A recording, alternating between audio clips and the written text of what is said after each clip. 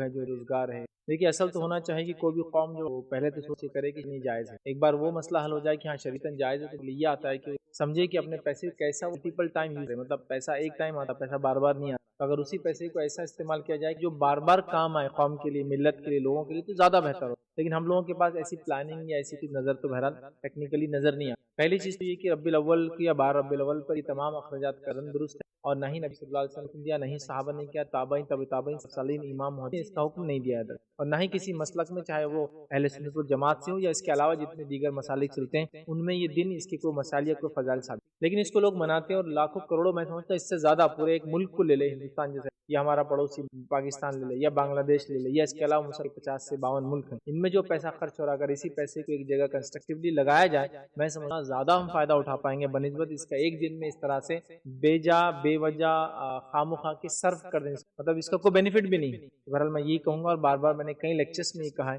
یہ پہلے تو منانا ہی درست نہیں. جب منانا درست نہیں تو ظاہر سی بات ہے باقی چیز نہیں ہوں گی. تو اس سے بہتر ہے کہ لوگ بیواؤں کے لیے، مسافروں، جو ایسے لوگ ہیں جن کے لیے کام یا تجارت وغیرہ نہیں، ان کے لیے کچھ روزگار کے لیے اگر کرے تو میں سمجھتا ہوں بہت زیادہ اچھا ہوں گا. اور اسی نیت سے کرے کہ اللہ کے رسول صلی اللہ علیہ وسلم کو ثواب ملے. ایسا کرے نا، اسی نیت سے کھانا کھلاتے ہیں لوگ 12 ربیع الاول، تو کیا ضروری اس دن کھلائے. آپ کبھی بھی یہ کریں کہ اللہ کے رسول کو ثواب ملے، اور جب اللہ کے رسول صلی اللہ علیہ وسلم کے لیے کریں گے تو خود کے لیے تو ظاہر سی بات یہ چیز ہے. تو انسان اس طرح سے کرتا ہوں زیادہ بہتر ہوں گا، جس سے امت کے اندر اسکل ڈیولپ ہوں، جس سے امت فائدہ ہوں گا، اور نہ صرف عورتوں کو بلکہ مردوں کو اور انسانیت کے لیے بہرحال کچھ نہ کچھ کر سکتے. اتنا پیسہ بہت زیادہ ہوتا ہے، یاد رکھیے اگر ایک جگہ جمع ہو جائے کلیکٹیولی تو بہت زیادہ ترقیاتی کام بہرحال کیا سکتے ہیں. میں سمجھتا ہوں ہم لوگ جو پیسہ خرچ کرتے ہیں، مثال کے طور پر 12 ربیع کا ایک دن لے لیجیے، یا اور کوئی اور دن جو لوگ مناتے ہیں آج کل، اس کا اگر پیسہ مثال کے طور پر اورنگ آباد شہر کے اندر اس دن جو ہے 3 4 5 کروڑ روپیہ خرچ ہو رہا ہے، اور ہوتا ہوگا بالکل آرام سے. لائٹنگ دن چل رہی ہے، اور کھانے چل رہے ہیں، اور بینرز لگ رہے ہیں، اور پوسٹرز لگ رہے ہیں، اور قوالیوں کا اور بجانے کی چیزوں کا انتظام ہو رہا ہے، گھر سجائے جا رہے ہیں، اور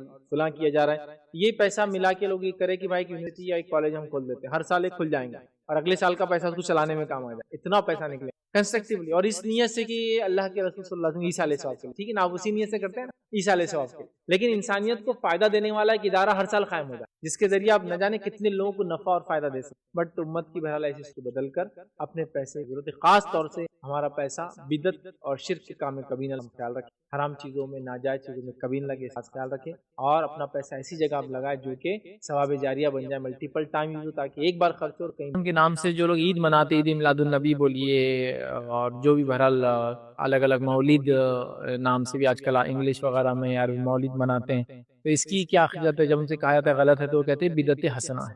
یاد رکھیے بدعت حسنہ اور بدعت سیئہ ایسی کوئی تفریق جو ہے نبی اکرم صلی اللہ علیہ وسلم نے نہیں کی، بلکہ نبی اکرم صلی اللہ علیہ وسلم تو جو بات کی کہ کل بدعت ضلالہ وکل ضلالۃ، ہر بدعت، کل کا لفظ آ گیا، اور کل ساری بدعتیں گمراہی، اور ساری گمراہی کا ٹھکانہ جہنم کی آگ ہے. تو لہٰذا یہاں کل میں آپ نے تفرق نہیں کیا، ڈفرینشیٹ نہیں کیا، ایکسپٹ نہیں کیا کہ کل بدعت ضلالہ، کہ ساری بدعت گمراہی سوائے بدعت حسنہ کے. نہیں، کل جب کہہ دیا تو عربی میں سب کے لیے استعمال ہوتا ہے، سارے کے لیے استعمال ہوتا ہے. ساری بدعتیں گمراہی ہے، اور ساری گمراہیوں کا ٹھکانہ جہنم کے آ گئے. تو لہذا بدعت حسنہ، کسی کہنے والے نے بڑی اچھی بات کہی تھی کہ بدعت حسنہ دنیا میں تو حسنہ ہے لیکن آخرت میں رونا ہے. حسنہ بولے تو اردو والا حسنہ بولے آخرت میں رونا ہے. یاد رکھیں یہ بالکل درست نہیں، یاد رکھیں، ٹھیک ہے. تو بدعت حسنہ یہ صحیح چیز نہیں. یاد رکھیں ایسی کوئی بدعت ثابت نہیں. بدعت حسنہ اور بدعت سیئہ لوگ بولتے، مطلب بری بدعت اور اچھی بدعت. کسی زمانے میں بہرحال مثال دی تھی میں نے، لوگوں کو برا لگتا ہے لیکن اب سمجھنے کے لیے مثال ہے. کوئی اگر یہ کہ اچھا گوبر اور برا گوبر، ایسی کوئی چیز ہوتی ہے کیا؟ گوبر حسنہ اور گوبر سیاح، گندا گوبر اور اچھا گوبر. گوبر لفظ آ گیا تو سمجھیں، اچھا نالی کا پانی اور برا نالی کا پانی، ہے کوئی ایسی تفریق؟ نالی کا پانی نالی کا پانی رہتا، وہ اچھا اور برا نہیں ہوتا. بوٹل اچھی بری ہو سکتی اس میں ڈالا جائے، وہ پانی اچھا برا نہیں، وہ گندا ہی ہوتا. تو ایسی تفریق ہے. بدعت گمراہی ہے. بدعت کرنے والوں کو اللہ کے رسول حوض کوثر سے اپنے سے دور کریں گے، اور آپ بول رہے اچھی بدعت. اچھا وہ اچھی بدعت کرنے والے کا نام کیا رہے گا؟ بدعتی. اچھی بدعت کرنے والا میرا بھائی، بری بدعت کرنے والا میرا بھائی، ارے بدعتی ہے بھائی، ٹھیک ہے. تو لہٰذا ایسی کوئی تفریق نہیں ہے. اللہ کے رسول نے ساری بدعتوں کو گمراہی قرار دیا، تو لہٰذا اچھی بدعت کہہ کر بدعت حسنہ بنانا صحیح نہیں ہے. اور ایسا حسنہ کا معنی نیک اچھائی کرتے کرتے پورا دین ہی بدل جائے گا، چونکہ پھر 11ویں شریف بھی بدعت حسنہ ہے، پھر فلاں بھی بدعت حسنہ ہے، پھر یہ بھی بدعت حسنہ ہے، پھر وہ بھی بدعت حسنہ ہے، بس سب بدعت حسنہ بول کے پورے دین کو ہی تبدیل کر دیں گے. کل کی کل تمام بدعتیں گمراہی ہیں، تمام گمراہیوں کا ٹھکانہ جہنم کی آگ. آدم علیہ السلام نے پہلا کام کیا، چھینکا، تو فرشتوں نے جو ہے اللہ رب العزت نے آدم کو کلمہ سکھا اور کہا کہ جب تم چھینک لو تو الحمدللہ کہو، اور جب انہوں نے الحمدللہ کہا تو فرشتوں نے یرحمک اللہ جواب میں دیا اور کہا اب تمہاری اولاد کا بھی یہی معاملہ ہوگا، جب بھی وہ چھینکیں گے الحمدللہ کہیں گی اور جواب میں یہ کہا جائے گا. تو آدم علیہ السلام کو جو پہلی عبادت اللہ رب العزت نے کروائی وہ ایک دعا تھی. اسی طرح اللہ رب العزت نے آدم علیہ السلام کی جو توبہ قبول کی وہ بھی دعا کے ذریعے کی. تو دعا ایک مستقل عبادت ہے، یاد رکھیے، یہ کبھی کبھار ہونے والا عمل نہیں، یہ ہمیشہ ہونے والا عمل ہے. اسی طرح تمام عبادتوں کے اندر دعا ایک ایسی عبادت ہے جس کے لیے نہ کوئی وقت ہے، نہ کوئی گھڑی ہے، نہ کوئی جگہ ہے، نہ کوئی حالت ہے کہ طہارت ہونا نہیں ہونا، نہ کوئی مقام ہے، بلکہ ایک ایسی مستقل مسلسل بترتیب ایک ایسی عبادت ہے جو آپ صبح شام دن رات طہارت بغیر طہارت کے کسی بھی حالت میں سوتے اور جاگتے اور لیٹے اور بیٹھے اور کھڑے سے اور مجمع میں اور انفرادی اور ہر اعتبار سے آپ کر سکتے. ایک ایسی مستقل جاہرانہ عبادت جو آپ کبھی بھی کر سکتے، کوئی وقت کی پابندی نہیں، کوئی مہینے کی پابندی نہیں، کوئی دن اور رات کی پابندی نہیں، کوئی جگہ کی پابندی نہیں، کوئی رکعت کسی چیز کی پابندی نہیں. ایک ایسی مستقل عبادت جو آپ کبھی بھی کر سکتے ہیں، ہر وقت کر سکتے ہیں. ایک ایسی زبردست چیز ہے. اسی طرح اگر سیرت النبی کا مطالعہ کرے، نبی اکرم صلی اللہ علیہ وسلم کی سیرت کا مطالعہ کرے، تو آپ صلی اللہ علیہ وسلم کی زندگی کی کوئی گھڑی، کوئی پہلو، کوئی موقع ایسا نہ تھا جب نبی اکرم صلی اللہ علیہ وسلم نے دعا نہ کی ہو یا امت کو دعا نہ سکھلائی ہو. ایک تو تھا آپ خود دعائیں کرتے، ایک سکھایا بھی کرتے تھے. تو نہ کی ہو یا نہ سکھلائی ہو. آپ دیکھیے نا، آپ صبح اٹھے، اٹھنے کی دعا، آپ لوگوں سے ملاقات کیے، ملاقات کرنے کی دعا، سلام کرتے ہیں. بیت الخلاء میں داخل ہوئے صبح اٹھ کر، اس کی دعا. بیت الخلاء سے باہر آئے، پیشاب پیخانہ کر کے آپ جو طہارت خانے سے باہر آئے، اس کی ایک دعا. آپ نے وضو شروع کیا، اس کی ایک دعا. آپ نماز کے لیے نکلے، مسجد پہنچے، مسجد میں داخل ہونے کی دعا. مسجد میں فجر کی نماز پڑھی، نماز کے اندر مختلف دعائیں جو شروع ہوتی ہے ثنا سے لے کر تو تسلیم، مطلب تکبیر سے لے کر تسلیم نماز ختم ہونے تک. مسجد سے باہر نکلے تو پھر اس کے بعد مسجد سے نکلنے کی دعا. گھر میں داخل ہوئے تو گھر میں داخل ہونے کی دعا. گھر سے نکلے تو گھر سے نکلنے کی دعا. لباس پہنا تو لباس پہننے کی دعا. اسی طرح جو ہے نئے لباس پہنا، نئے لباس پہننے کی دعا. نئے پھل دیکھے، نئے پھل دیکھنے کی دعا. ہر چیز کی دعائیں سکھائے. سواری پہ سوار ہوئے تو اس کی ایک دعا، سواری سے اتر رہے اس کی ایک دعا، شہر میں داخل ہوئے اس کی ایک دعا، شہر سے باہر نکلے کوئی نئے اس کی ایک دعا. تو گویا صبح سے شام تک کوئی ایسا زندگی کا مرحلہ نہ ہوگا جس میں ہم دعا نہیں کرتے. حتیٰ کہ طہارت کے معاملے میں بھی دعا ہے کہ بیت الخلاء میں جا رہے اپنے جو ہے طہارت کے لیے تب بھی دعا، وہاں سے نکل رہے تب بھی دعا. حتیٰ کہ ایک انسان اپنے بیوی کے ساتھ ہو تو اس عمل سے پہلے جو اس کے لیے جائز ہے اس سے پہلے بھی دعا. دعائیں دیکھ رہے آپ کس کثرت سے ہے کہ کوئی زندگی کا مرحلہ اس سے خالی نہیں ہے. اور نبی اکرم صلی اللہ علیہ وسلم سے کم و بیش 1000 سے زیادہ دعائیں جو لیل اور نہار صبح اور شام کی وہ ثابت ہے، جو صحیح روایتوں سے آتی ہے. کم و بیش 1000 کے قریب ایسی دعائیں ہیں جو رسول اللہ صلی اللہ علیہ وسلم سے ثابت شدہ صحیح روایتوں سے ملتی ہے، جو ہمیں کرنا چاہیے. تو کوئی مرحلہ رسول اللہ صلی اللہ علیہ وسلم کی سیرت کا مطالعہ کرے تو نہ گزرا ہو جس میں آپ نے کوئی دعا نہ کی ہو یا دعا نہ سکھائی ہو. ہر معاملے پہ دعا، ہر چیز کے لیے دعا سکھائی. لیکن افسوس اس امت کا معاملہ یہ کہ دعا کے معاملے میں کنجوس کیا، اس کو علم ہی نہیں دعائیں ہوتی کیا ہے، کرنا کیا ہے، کیا اس کا معاملہ ہے. یہ بڑی افسوس کی بات ہے. یاد رکھیے کہ جس امت کے نبی نے کسی گھڑی کو بغیر دعا سے خالی نہ رکھا، اس امت کی یہ بدبختی ہی ہم کہیں گے کہ اس کو دعائیں یاد نہ ہوتی ہیں، یا چونکہ اس کی اہمیت نہیں تو یاد کرنے کی کیا ضرورت، اس لیے کہ دعاؤں کو ہم آؤٹ پروسیس کرتے ہیں. آؤٹ پروسیس کیا ہوتا ہے کہ جب میری تجارت بہت بڑھ جاتی ہے تو میں کانٹریکٹس لیتا ہوں اور دوسروں سے وہ کام کروا کے لیتا ہوں. تو آج ہماری دعائیں بھی آؤٹ پروسیس ہوتی ہے، بھائی تم کر دو.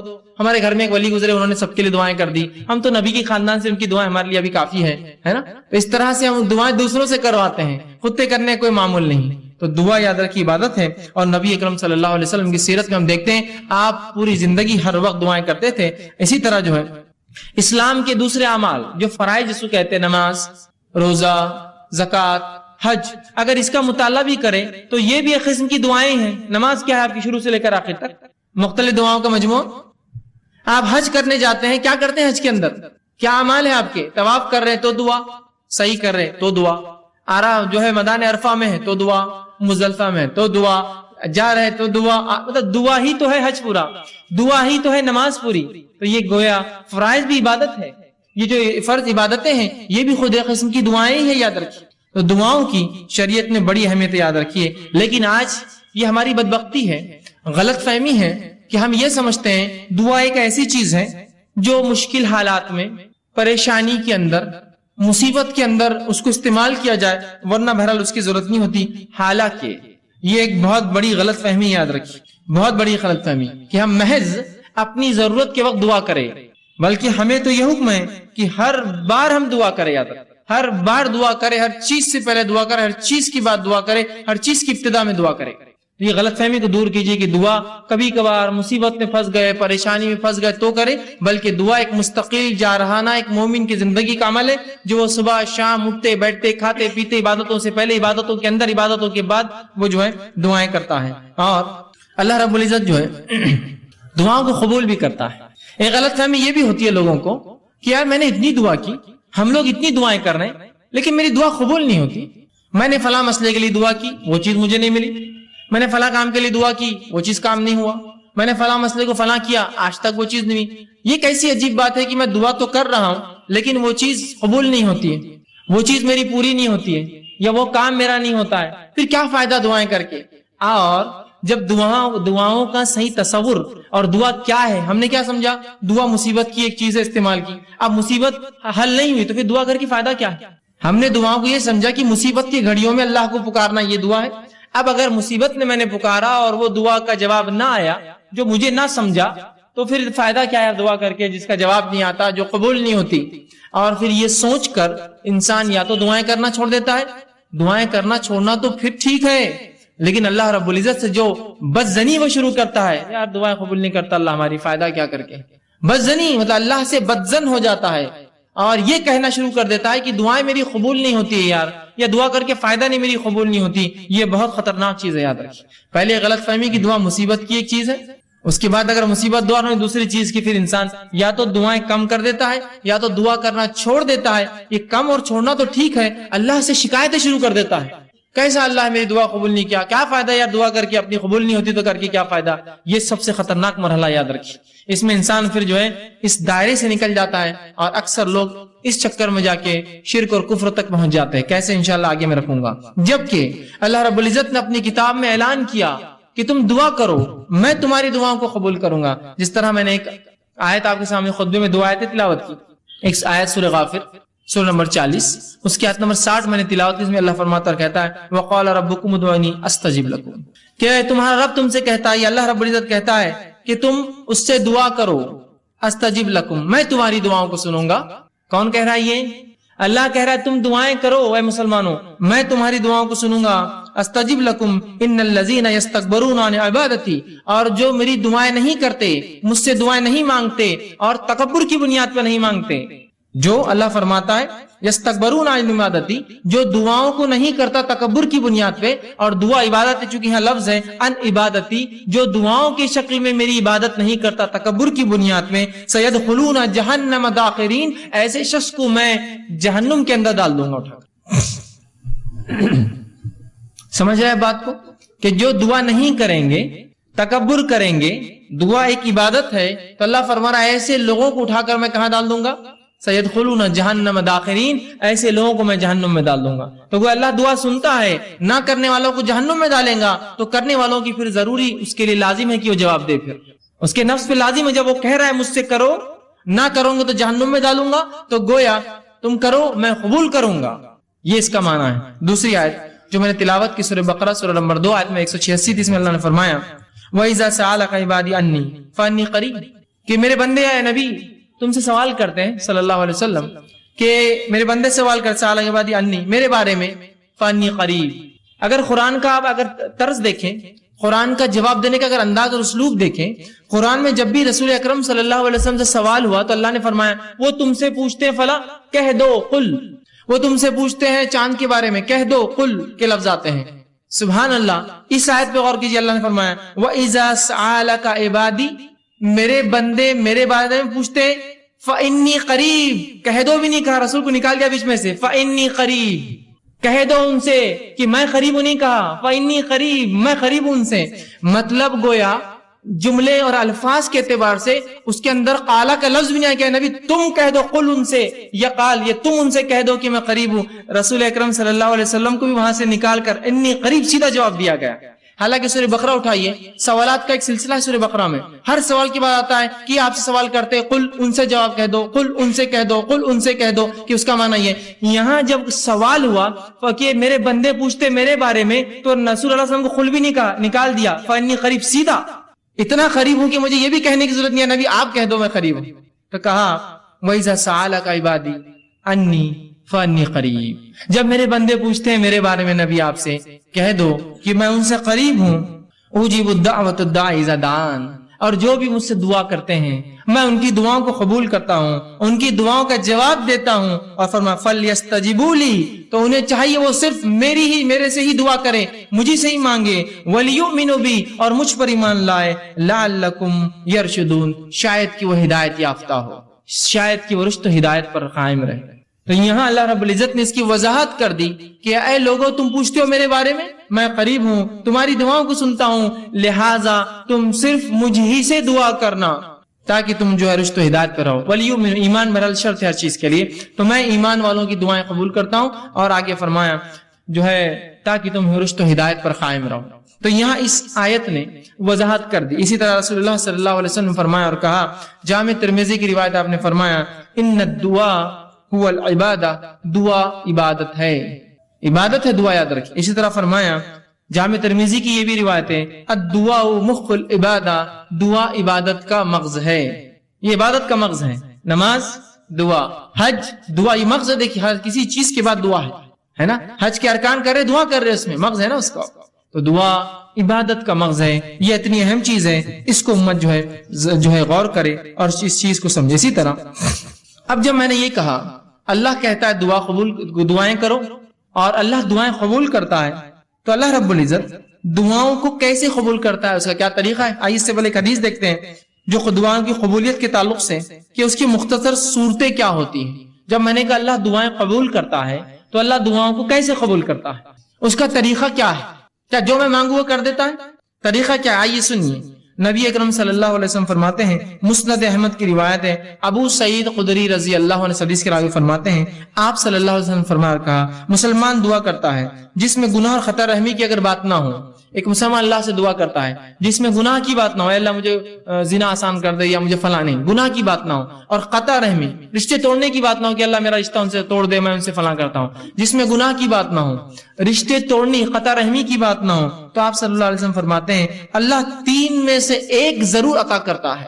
جب بندہ اللہ سے دعا کرتا ہے جو گناہ کی نہ ہو، پہلا شرط، دوسرا قطع رحمی رشتے توڑنے کی نہ ہو، تو اللہ 3 میں سے کوئی ایک کام اس کے ساتھ کرتا ہے. غور سے سنیے تاکہ وضاحت ہو جائے کہ اللہ دعائیں بولتے ہیں نا اس میں قبول نہیں کرتا ہے، تو کیا کرتا ہے سنیے. 3 میں سے کوئی ایک کام. پہلا، دعا کے مطابق خواہش پوری کر دیتا ہے. اے اللہ مجھے فلاں گاڑی چاہیے، گاڑی مل گئی، دعا کے مطابق خواہش پوری کر دی. اے اللہ مجھے فلاں گھر چاہیے، گھر مل گیا، دعا کے مطابق خواہش پوری کر دی. اے اللہ مجھے فلاں جو خاتون سے نکاح کرنا ہے، دعا کے مطابق آپ کو کر دیا، وہ چیز آپ کو عطا کر دی. اے اللہ میرے والدین کو صحت عطا فرما، دعا کے مطابق صحت عطا ہو گئی. تو جو مانگتا ہے مل جاتا ہے، پہلی شکل. دوسری صورت دعا قبول ہونے کی سنیے، آپ فرماتے ہیں دعا کو آخرت کے لیے اٹھا کے ذخیرہ بنا دیتا ہے. دعا کو اللہ لے لیتا ہے اور اٹھا کر آخرت میں ذخیرہ بنا دیتا ہے. اینڈ ٹائمز کا سٹاک، مرنے کے بعد کی زندگی کے لیے ایک سٹاک بنا کے رکھ دیتا ہے، آخرت کا ذخیرہ بنا دیتا ہے. اور تیسرا فرماتے ہیں دعا کے برابر مصیبت کو ٹال دیتا ہے. دعا کے برابر آپ نے دعا مانگی اللہ مجھے گاڑی دے، اب بولیں گاڑی نہیں ملی مجھے، دعا کے برابر مصیبت ٹال دی. ہو سکتا ہے گاڑی لیتے آپ ایکسیڈنٹ ہو کے مر جائے، دعا کے برابر مصیبت ٹال دی، گاڑی نہیں دلائی آپ. دعا کے برابر مصیبت ٹال دی تو آپ کی دعائیں اللہ نہیں قبول کر کے در حقیقت قبول کر رہا ہے، وہ اس کا بدلہ دے رہا ہے آپ کو. مطلب مجھے لگ رہا ہے کہ یہ چیز میرے لیے اچھی ہے، پتہ چلا اس میں تو میرے لیے شر تھا، اللہ نے بچا لیا، بعد میں الحمدللہ میں بچ گیا، ورنہ وہ چیز لے کے پھنس جاتا ہوں. سمجھے آپ؟ تو نہیں قبول کر کے قبول کرتا ہے آپ کی دعا. وہ 3 شکلیں، پہلی ہو بہو جو مانگا عطا ہوا، دوسری شکل آخرت کے لیے توشہ ذخیرہ بنا کے اعمال میں رکھ دیا، تیسری شخص دعا کے برابر مصیبت ٹال دی جاتی ہے. صحابہ نے کہا اللہ کے رسول تب تو ہم کثرت سے دعائیں کریں گے، مطلب دعا میں نقصان کچھ ہے نہیں صرف فائدہ ہے، تب تو ہم کثرت سے دعائیں کریں گے. تو آپ صلی اللہ علیہ وسلم فرمایا اللہ کے پاس بہت خیر ہے تم جتنی چاہو کرو، اس کے خزانے بہت زیادہ ہے، کم نہیں ہونے والے، کرتے رہ جاؤ۔ اور ایک دوسری روایت میں آپ نے فرمایا ایک بندہ اللہ کے پاس جائے گا، اس کا حساب کتاب ہوگا، وہ کہیں گے اللہ میں نے یہ اور یہ عمل تو کبھی زندگی میں نہیں کیے تھے، مطلب کچھ ایسے عمل اس کے نام عمل میں ہوں گے جو اس نے کیے نہ ہوں گے۔ وہ کہیں گے اللہ یہ کیا ہے؟ تو اللہ کہیں گا یہ وہ تیری دعائیں تھی جو میں نے قبول نہیں کی تھی جب تو نے مانگی تھی دنیا میں۔ تو وہ بندہ کہیں گا کاش کہ میری اللہ کوئی دعا قبول نہ کرتا، اس لیے کہ اتنا اجر ملے گا نہیں قبول ہونے والی دعاؤں کا جسی کو انتہا نہیں۔ تو وہ کہیں گا کاش اے اللہ تو میری ایک بھی دعا قبول نہ کرتا دنیا میں، آج اس کا اجر ملتا۔ تو کیا ہوتا اس سے؟ اجر بڑھنے سے، نام اعمال نے وزن نیکیوں کا بڑھنے سے اس کے مقامات بلند ہوتے تھے جنت میں۔ کہیں کاش ایک بھی دعا اللہ دنیا میں قبول نہ کیا ہوتا تو نے میری۔ تو تین میں سے ایک ملتا ہے، یاد رکھیے۔ اب کوئی دعائیں نہ چھوڑے، اللہ سے ناراض نہ ہو، اللہ سے رسوائی کا اظہار نہ کرے اللہ میری نہیں سنتا ہے، وہ سن رہا ہے آپ کی، آپ کو تین میں سے ایک دے رہا ہے، دعا کے بدلے دعا جو مانگا وہ دے رہا ہے، یا اس کے بدلے آخرت کے لیے اٹھا کے رکھ رہا ہے، یا اس کے بدلے آپ کو اور مجھے اس کے برابر مصیبت کو ٹال دے رہا ہے، مصیبت کو ٹال دے رہا ہے۔ اور کیوں نہ ہو، ہم لوگوں کے لیے کچھ چیزیں ایسی ہوتی ہیں، ہم ظاہر کو دیکھتے ہیں نا، اللہ جو ہے باطن کا جاننے والا ہے، وہ زیادہ بہتر جانتا کیا اچھا اور کیا نہیں۔ میں دعائیں مانگ رہا ہوں، اور اللہ نے قرآن میں فرمایا سورہ بقرہ میں، انسان کبھی کبھار اپنے لیے دعاؤں کی شکل میں بد دعائیں مانگتا ہے، دعائیں نہیں ہوتی بد دعائیں مانگتا ہے وہ قسم سے، اللہ اس کو نہ قبول کر کے رحم کرتا ہے ہم پر۔ مجھے علم نہیں کسی چیز کا، میں دعا کر رہا ہوں اللہ یہ چیز ہی مجھے چاہیے، دعا یوں کرنا چاہیے اللہ اس میں خیر ہو تو مجھے دے، نہیں یہ چیز ہی مجھے چاہیے، اللہ نے کہا ٹھیک ہے لے لے۔ آپ نے وہ چیز لی، اس کے بعد اس کا بھاؤ ختم ہو گیا، وہ چیز بیکار ہو گئی، وہ تو ناقص تھی، اس سے فلاں مسائل تھے، آپ کہیں گے میں نے کیا کر دیا، خیر کی نہیں کیا آپ نے، بس اپیل تھی کہ وہی چاہیے، دے دیا اللہ، خیر کی نہیں مانگی آپ نے، سمجھ رہے؟ تو کبھی کبھار دعاؤں کی شکل میں بد دعائیں مانگتے اللہ سے، سمجھے؟ تو اللہ سے دعا کرنے کا حکم ہے، اس چیز کو سمجھے دعا کیا ہے، یہ بڑی اہم چیز ہے، اور تین میں سے کوئی ایک شکل میں انشاءاللہ العزیز ہماری دعائیں قبول ہوتی ہے، اور آخرت میں اگر اس کا بدلہ ملے تو انسان کہیں گا دنیا میں کاش قبول نہ ہوتی تو بڑا اچھا ہو جاتا، اس لیے آخرت میں بہت کثیر اس کا بدلہ ملے گا۔ ٹھیک ہے، اسی طرح اب جو میں نے کہا دعائیں قبول ہونے کی تین صورتیں ہیں، اس میں سے جو تین صورتیں ہیں اس میں سے جو ایک صورت اللہ ہو دعا کو قبول کرتا ہے، اس جو سٹیپ جو پہلا قبول جو اللہ ہو کرتا ہے، اس کے پھر دو طریقے اللہ کے قبول کرنے کے۔ اللہ ہر دعا قبول کرتا ہے، دعائیں تین شکل میں قبول ہوتی ہیں، ہو آخرت میں بدلا اس کے برابر مصیبت ٹالتا ہے۔ تو جو پہلی شکل اللہ قبول کرتا ہے، اس قبول کرنے کی پھر دو شکلیں ہیں، اس قبول کرنے کی دو شکلیں، وہ کیا ہے؟ پہلی شکل یہ ہے دعا مانگی تبھی قبول ہو گئی، آج میں نے دعا کی کل نتیجہ آ گیا، آج میں نے دعا کی پرسوں نتیجہ آ گیا، آج میں نے دعا کی ایک مہینہ بعد رزلٹ تھا میرا اور وہی آیا جو میں چاہتا تھا، تو یہ ہوا فوراً حال میں، مطلب بالکل آپ دیکھ سکتے ہیں اس کی دعا فوراً قبول ہو گئی آپ کی۔ اور کبھی اس دعا کو اللہ بعد میں قبول کرتا ہے، بہت لمبے عرصے کے بعد، کتنا عرصہ ہم نہیں جانتے، بہت دن بعد کرتا ہے لیکن۔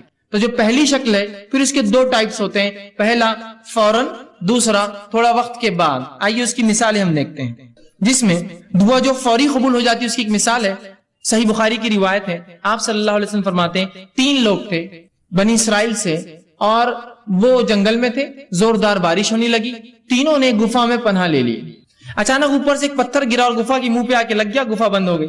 تینوں نے کہا اپنے اپنے نیکی کا وسیلہ تلاش کرو اور اللہ کے سامنے ایسی نیکی بیان کرو جو نیکی خالص اللہ کے لیے کی ہوں گی تاکہ یہ مصیبت ٹل جائے۔ پہلے نے کہا اللہ میں نے اپنے والدین کے لیے جو ہے بکریاں چرا کر آیا تھا، والدین سو گئے، میں روز پہلے ان کو دودھ پلاتا، اس دن بعد میرے والدین سو گئے تھے، بچے حالانکہ میرے بھوک سے تڑپ رہے تھے، میں نے پھر بھی بچوں کو جو ہے دودھ نہیں دیا، پہلے والدین کے اٹھنے کا انتظار کیا، انہوں نے پیا، پھر میں نے بچوں کو دیا، یہ میں نے تیرے لیے کیا تھا، اگر تجھے یہ چیز پسند ہے تو جو ہے اس کو جو ہے تو تھوڑا اس مصیبت کو ہٹا دے۔ پتھر تھوڑا کھسک گیا، روشنی اندر آنے لگی، فوراً اثر ہوا دعا کا، فوراً انسٹنٹ دعا ہوئی، اثر ہوا، پتھر تھوڑا کھسک گیا۔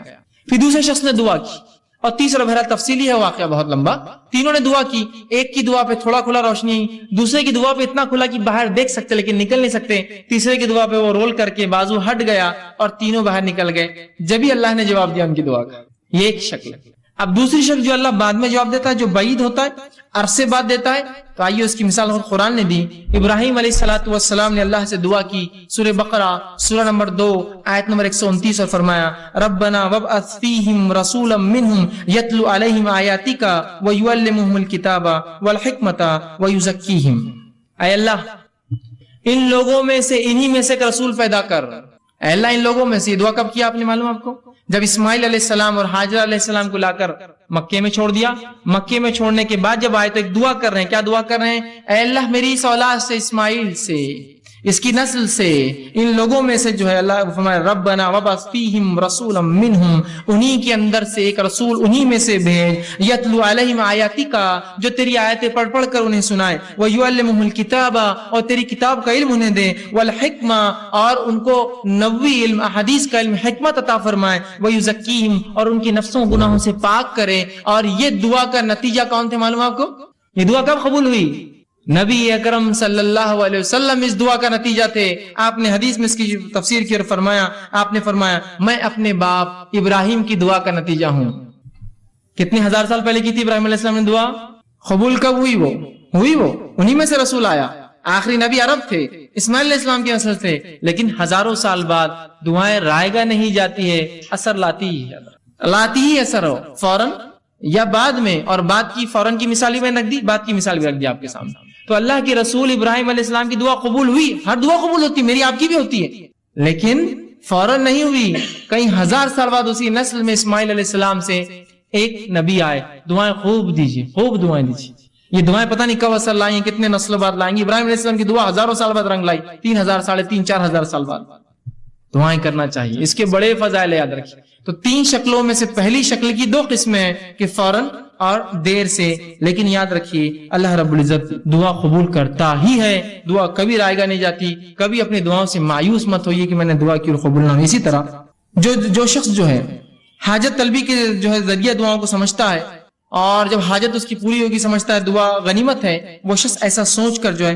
بہت بڑی غلط فہمی کرتا ہے، اور اس کی وجہ سے بہت سارے غلط اس کے نتائج نکل جاتے ہیں۔ اور ایسا شخص جو یہ سمجھتا ہے کہ دعا ایک ایسی چیز ہے کہ اس کے کرنے سے میری حاجت پوری ہوں گی، اور بعد میں عام حالت میں دعا نہیں کرتا، اس شخص کی مثال ایسی ہے کہ ایک آدمی جہاد کے لیے جائے اور اس کی نیت و مال غنیمت ملے مجھے، تو کیا ایسے شخص کو جہاد کا ثواب ملتا ہے؟ جو جہاد کی نیت جائے اور یہ سوچے مال غنیمت کے لیے جائیں گے اپنے جہاد میں، چلو بہت پیسہ ملتا جتنے ایک بار فلاں ہوتا۔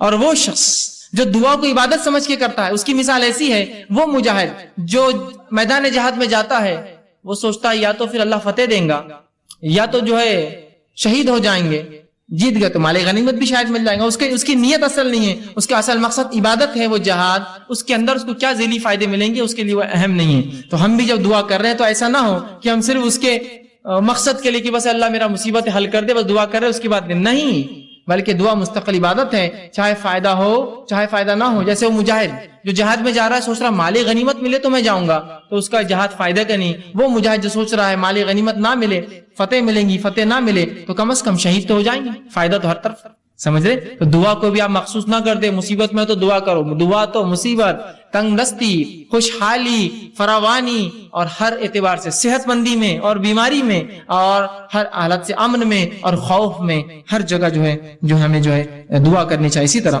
دعا ایک بہترین ہدیہ ہے، یاد رکھیے دعا ایک بہترین تحفہ ہے جو ایک دوسرے کو ہم دے سکتے ہیں، لیکن ہمارے پاس ایک غلط فہمی۔ کیا غلط فہمی ہے؟ دعا صرف بوڑھے لوگ دیتے۔ تو اگر میں آپ سے کہوں اللہ آپ کو جو اچھا رکھے، اور کتنے بڈھے ہو گئے فیض بھی، اللہ آپ کو اچھا رکھے، ارے فیض بھی آپ اتنے بڈھے نہیں نا، دعائیں دے رہے ابھی سے۔ تو ہم یہ سمجھتے ہیں دعا صرف بوڑھے لوگ دے سکتے ہیں، اور الحمدللہ اس امت میں سب جوان مرتے ہیں، بوڑھا کوئی ہوتا ہی نہیں ہے نا۔ دیکھیے کہاں کوئی بوڑھا ہوتا ہے، انسان کی 60 سال 70 سال زندگی گزرے لیکن کالا کر کے گھوم رہا ہے، ٹی شرٹ صاف ٹی شرٹس، اور اپنا دکھاتے ہوئے بالکل کالے بال ہے، بتانا چاہ رہا ہے ابھی تو میں جوان ہوں بھائی، کہاں میرے چکر میں جا رہے تھے، جوان ہوں، بوڑھا مت سمجھو مجھے، بچے ہیں میرے بڑے لیکن پھر بھی میں جوان ہوں، ہے نا۔ تو بوڑھے کہاں ہوتے ہیں؟ اور دعا چونکہ بوڑھے لوگ دیتے ہیں تو ہمارے پاس تو کوئی بوڑھا ہوتا ہی نہیں ہے نا۔ اور مرد تو بھی ایک دوسرے کو دعا دیتے ہیں، عورتیں تو کبھی دعا دیتی ہی نہیں ایک دوسرے کو، فرض سلام کا جواب دینے بھی کتراتی ہے، تو دعائیں تو دور کی بات ہوتی ہے نا۔ اگر کوئی ایک خاتون کو دوسری خاتون کر دے السلام علیکم، بولتی ہے تم نے ہم کو سلام کیے، بولتی ہوں کیوں، پہچانتے ہم کو نہیں، ادھر لینے آنے والے کے بعد میں نہیں، ایسا بھی نہیں۔ اچھا بچوں کے پورے رشتے ہو گئے ہمارے، بیٹا ضرورت نہیں تمہارے سلام کی ہم کو، اس کے پیچھے مقصد دیں گے بھائی کس لیے دعا، کہے کے لیے سلام دعا نہیں کیوں دے رہے تم، اتنی کنجوسی ہو گئی ہے نا۔ اور عورتیں بھی بوڑھی نہیں ہوتی، اس لیے کوئی ہوتا نا، پہلے ایک زمانہ تھا دعائیں دیتے تھے، عورتیں کثرت سے دعائیں دیتے، آج کوئی نہیں تھا، اس لیے کہ دعائیں بوڑھے لوگ دیتے، اور اس امت میں ماشاءاللہ سب جوان مرتے، بوڑھا کوئی ہوتا نہیں ہے، لہٰذا دعا کی ضرورت نہیں۔ دعا دیجئے، کثرت سے ایک دوسرے کو دعا دیجئے، دعا ہدیہ ہے ایک دوسرے کو جو ہم دیتے، تحفہ ہے، کچھ نہیں دے سکتے، دعا تو دے سکتے ہیں نا۔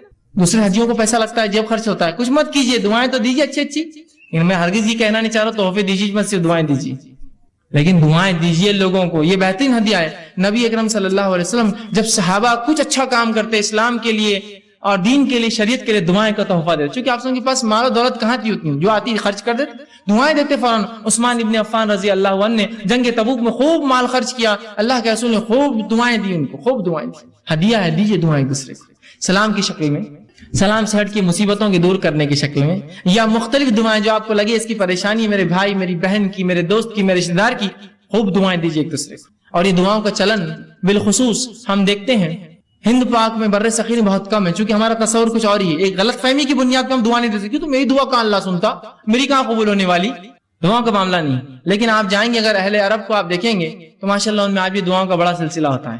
کوئی بھی عرب سے آپ ملیے اتنی دعائیں دیں گے آپ کو, کیسے ہے, گھر کے حال کیا ہے, اللہ اچھا رکھے, اللہ برکت دے, اللہ تیرے مال میں برکت دے, بچوں میں برکت دے, خوب چلتی. اس کی 5 منٹ دعائیں چلتے رہتی ہیں. پھر جاتے وقت 5 منٹ دعائیں, 2 منٹ کی اصل بات تھی, میں کام سے آیا تھا, 5 منٹ دعائیں پہلے, 5 منٹ بعد دعائیں چلتے رہتی ہے. اس کی جانے تھا دعا کرتے رہیں گا اس کو, اللہ اچھا رکھے, فی امان اللہ, دعائیں کرتے رہیں گے. دعاؤں کو رکھیے, اس کو چلن معمول بنا دیجیے, اپنی زبانوں کو تر رکھیے دعاؤں سے ایک دوسرے کے لیے. کچھ نہیں تو کم از کم لفظی تو کنجوسی مت کیجیے. ایک دوسرے کو خالی دعائیں دینے میں کیا جاتا ہے, دعاؤں کو خوب یاد کیجیے, ایک دوسرے کو خوب دعائیں دیجیے. عربی نہیں آتی ہے ٹھیک, کوئی مسئلہ نہیں, اردو میں بولیے, کوئی عربی میں ہی کرنا شرط نہیں ہے. دعا جو سنت سے ثابت دعائیں اس کو عربی میں ہی کرنا, اس کا اصل ثواب تو تبھی ہے. لیکن نہ یاد ہو تو کم از کم اردو میں تو بول سکتے ہیں نا, اللہ اچھا رکھے, خوش رکھے, برکت دے, یہ تو اتنا تو بول سکتے ہیں نا. نہیں دعا دینے میں بہت شرم آتی. کیوں گالیں دینے میں شرم نہیں آتی تم کو کبھی؟ صرف دعا میں ہی شرم, تم کو پورے دینی کام میں شرم اور حیا اور سب آتی ہے. نماز پڑھو تو شرم آ رہی, دعا دو تو شرم آ رہی, یہ کرو تو شرم آ رہی, اذان دو تو شرم آ رہی. باقی سب ننگے دھڑنگے کاموں میں ہم کو شرم نہیں. کھل کر ڈٹ کر سڑک پہ کھڑ رہ کے پچکاریاں مار رہا, اس کو شرم نہیں آیا. اس کو کیا دعا نہیں, بہت شرم آتی. دعا وہ اچھا نہیں دکھتا ہے, اتنے بڑے لوگ دعا دینا. یہاں پچکارے مارنے کی شرم نہیں آتی تم کو. تو جہاں شریعت ہے وہاں شرم اور حیا لا لی, اور جہاں شرم و حیا ہونا تھا کہ سڑک پہ کھڑے کہ شرم کرو, تھوک رہے ہو تم سڑک پہ, ویسے سڑک پہ تھوکنا بھی درست نہیں, بیچ میں بازو جانا چاہیے, اور اس پر ایک گندی چیز کھا کے تھوکتے ہو جس سے دھبے لگتے ہیں عمارتوں پر, زمین خراب ہوتی ہے. اب ہمیشہ کہتا ہوں امت ہوتا ہے نا, امت مسلمہ کی اگر نوجوان کچھ جمع ہو جائے, کچھ افراد جمع ہو جائے اور جب وہاں سے چلے جائے تو آپ پہچان سکتے ہیں ہاں یہ مسلمان نوجوان جمع ہوئے ہوں گے یہاں, وہ پچکاریوں کے دھبوں سے. جانور کا ریوڑا اگر رات میں کہیں رکے اور نکل جائے تو اس کی غلاظت سے پہچانتے نا, یہاں جانور رات میں رکے تھے, تو ویسا آپ پہچان لیں, ہاں مسلمان برابر آئے تھے یہاں, برابر دکھ رہا ہے, پوری میری دیوار خراب ہو گئی, گاڑیوں پہ پچکاریاں پڑی ہوئی ہے, فلاں چیز بھی انہوں نے خراب کر دی. اندازہ لگائیے. تو شرم کیجیے برے چیزوں میں, اچھی چیزوں میں آگے بڑھیے, پہل کیجیے دعائیں دینے میں. تو دعائیں کوئی بوڑھے اور جوان کا مسئلہ نہیں, مرد اور عورت کا مسئلہ نہیں ہے, دن اور رات کا مسئلہ نہیں ہے, عرب اور عجم کا مسئلہ نہیں ہے, عربی اور غیر عربی کا مسئلہ نہیں ہے. خوب دعائیں دیجیے ایک دوسرے کو, دعائیں تحفہ ہے, ہدیہ ہے ایک دوسرے کو. اسی طرح دعا مومن کا زبردست ہتھیار ہے, جو آج کا میرا عنوان تھا, دعا مومن کا ہتھیار. دعا مومن کا ایک اسپرچول ویپن ہے. یہ ایک ایسا ہتھیار ہے کہ جب پوری دنیا آپ کا ساتھ چھوڑ دیتی ہے, یہ ہتھیار آپ نکالتے ہیں. یہ چیز آپ کے پاس ہمیشہ لگی ہوئی, ایک زبردست ہتھیار یہ مومن کا ہتھیار ہے. ہر مصیبت, ہر پریشانی اور ہر وقت جب دنیا آپ کی پوری بھی مکمل خلاف کھڑی ہو جائے, یہ ہتھیار آپ نکالیے, یہ ویپن آپ نکالیے اپنا, جو آپ کی مدد کریں گا. اللہ رب العزت نے اس تعلق سے سورہ نحل سورہ نمبر سورہ نمل سورہ نمبر 27 آیت نمبر 62 میں فرمایا, کہا امن یجیب المستر اذا دعوا ویکشف السوء ویجعلکم خلفاء الارض وآلہم. پھر آگے اللہ فرماتا ہے خلفاء الارض, اور فرمایا بھلا کون ہے جو بے قرار کی دعا قبول کرتا ہے جب وہ اسے پکارتا ہے. کیا فرمایا اللہ نے, بھلا وہ کون ہے جو بے قرار کی دعائیں, جب انسان پریشان, تنگ دست, مصیبت زدہ ہوتا ہے تو کون ہے اس بے قرار انسان کی دعائیں سنتا ہے. تو دعا میرا اور آپ کا ہتھیار ہے, اور ایک ایسا زبردست ہتھیار کہ جو آپ ہر وقت استعمال کر سکتے ہیں, اور مصیبت میں یہ ہتھیار تو بالکل آپ کا سب سے بالکل آخری ساتھی جس کو کہتے ہیں یہ آپ کے ساتھ ہوتا ہے. اور اللہ ہر کسی کی دعائیں سنتا ہے, جس کے تعلق سے اگر آپ واقعہ دیکھیں تو اللہ رب العزت نے یونس علیہ السلام کا واقعہ آتا ہے کہ یونس علیہ السلام سے ایک خطا ہوئی. خطا یہ ہوئی کہ آپ نے جب اللہ نے اس بستی پر عذاب لانے کا سوچا تو آپ نے سوچا اب دعوت پہنچا کے کیا فائدہ, نکل جاتا ہوں بستی سے. نکل کر چلے گئے, جب کشتی میں سوار ہو کے شہر سے جا رہے تھے, ہوا یوں کہ لوگوں نے کہا کہ ایک طوفان آ رہا ہے اور طوفان سے بچنے کے لیے کشتی کو ہلکا کرنا پڑے گا, خرہ ڈالیں گے, لوٹ ڈالیں گے, جس کا نام آیا اس کو کشتی سے باہر پھینک دیا جائے گا. خرہ ڈالا گیا, یونس علیہ السلام کا نام نکلا. یونس علیہ السلام کا نام نکلا, لوگوں نے اٹھا کر کشتی سے پھینک دیا. جو ہی آپ کشتی سے گرے ایک بڑی مچھلی نکل کر آئی اور یونس علیہ السلام کو نگل لیا. نگل کے سمندر کے اندھیروں میں چلے گئی, وہ لے کر گہرائیوں میں چلے گئی یونس علیہ السلام کو لے کر.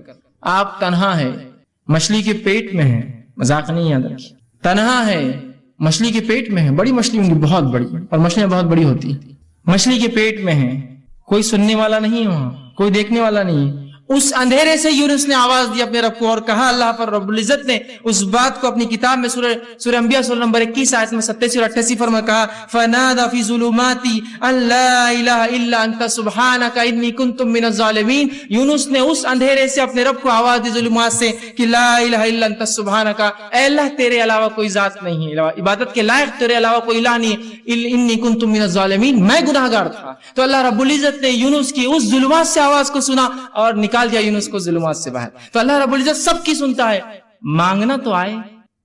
یونس علیہ السلام نے اس گہرائی سے, سمندر کے اس گہرائی اور ظلمات سے آواز دی اپنے رب کو. اللہ نے فرمایا فنادى في ظلمات ان لا الہ الا انت سبحانک انی کنت من الظالمین. اس نے آواز دی اور اس اندھیرے سے کہا, اے اللہ تیرے علاوہ کوئی الہ نہیں, تیرے علاوہ لائق معبود کوئی عبادت کے لائق نہیں, سبحانک تیری ذات پاک ہے, انی کنت من الظالمین, وہ میں تھا جس نے اپنے نفس پہ خطا کی, وہ میں تھا جس نے ظلم کیا اور تیرے حکم کی خلاف ورزی کی. اللہ رب العزت نے سنی اور کہا فاستجبنا له, اور تیرے رب نے اس کی دعا کو وہاں سنا, اس اندھیرے میں جب کوئی نہیں تھا, سمندر کی گہرائی میں سنا. فاستجبنا له ونجیناه من الغم, اور اس کو اس کے غم سے نکال دیا. وکذالک ننجی المؤمنین, ہم ایسی نجات دیتے اپنے ایمان والے بندوں کو. سمجھ رہے ہیں بات؟ ابراہیم علیہ السلام لا اولاد, اولاد نہیں ہے آپ کو, نہ لڑکا ہے نہ لڑکی ہے. سوچتے ہی مشن کون لے کے چلیں گا میرے بعد, کوئی لڑکا ہو میرا جو مشن لے کر چلے. اللہ سے دعا کی, اللہ نے قبول کی. انبیاء علیہ السلام آہو بکا کر رہے ہیں, گڑ گڑا رہے ہیں, دعائیں مانگ رہے ہیں, پھر کیوں اس امت کو شرم آتی ہے رب سے دعا مانگنے کے لیے؟ ابراہیم علیہ السلام نے دعا کی, ایوب علیہ السلام نے دعا کی اپنی بیماری کے لیے. اسی طرح جو ہے زکریا علیہ السلام نے اپنی اولاد کے لیے دعا کی, جو یحییٰ علیہ السلام کی آپ کو خوشخبری دی گئی. یوسف علیہ السلام نے جب اس بری عورت نے جو آپ پہ حسد کیا کہ آپ کے ساتھ بدکاری کرے, تو دعا کی, اللہ مجھے وہ جیل زیادہ بہتر ہے بنسبت اس عمل کے. اللہ نے دعا قبول کی اور جیل میں ڈال دیا, اس لیے کہ ورنہ وہ زنا کرنے کے اوپر تلی تھی. آپ نے کہا وہ جیل بہتر ہے اس زنا سے, اللہ نے جو آپ کو بچا لیا اور جیل میں ڈال دیا. اندازہ لگائیے ان لوگوں نے اللہ سے دعا کی. بس یہ ہے کہ ہمیں جو اللہ رب العزت سے مانگنا تو آئے. ایک واقعہ سناتا ہوں, اللہ کیسے سنتا ہے لوگوں کی, اور لوگوں کی کیوں میں کہوں, اللہ رب العزت تو جانوروں کی بھی سنتا ہے, یاد رکھیے. صحیح مسلم کی روایت ہے, اللہ کے رسول صلی اللہ علیہ وسلم فرماتے, اللہ کے نبی سلیمان علیہ السلام آپ کے دور میں قحط سالی ہو گئی, سوکھا پڑ گیا. جو ہے سلیمان علیہ السلام اپنے لشکر کو لے کر چلے, لاؤ لشکر جو ہے مسلمانوں کو لے کر چلے کہ بستی سے باہر نکل کر اللہ سے نماز استسقاء دعا. نماز استسقاء کیا ہے؟ دعا قسم کی عبادت کر کے دعا مانگتے ہیں. نماز استسقاء کے لیے نکلے, جب نکل کر چلے اپنے جو ہے بستی سے, اور ایک جگہ سے گزرے جہاں چونٹیاں تھی, جب وہاں سے نکلے آگے چلے تو کہا اب جانے کی ضرورت نہیں ہے, ہمیں واپس جانا ہے. تو لوگوں نے کہا اے یونس, معاف کرنا اے سلیمان, تم ہمیں نماز استسقاء کے لیے لے کر چلے تھے, کیا بات ہے, کیوں اب تم کہہ رہے ہو؟ تو کہا جب ہم وہاں سے چلے تھے, ایک چونٹی الٹی اپنے پیٹھ کے بل لیٹی, اور اس نے اپنے پورے پیر آسمان کی طرف کیے اور اللہ سے دعا کی بارش کی, اللہ نے اس کی دعا سن لی, اب ہمیں نماز استسقاء کی ضرورت نہیں ہے. اس لیے کہ جو ہے سلیمان علیہ السلام جانوروں کی بات سمجھتے تھے.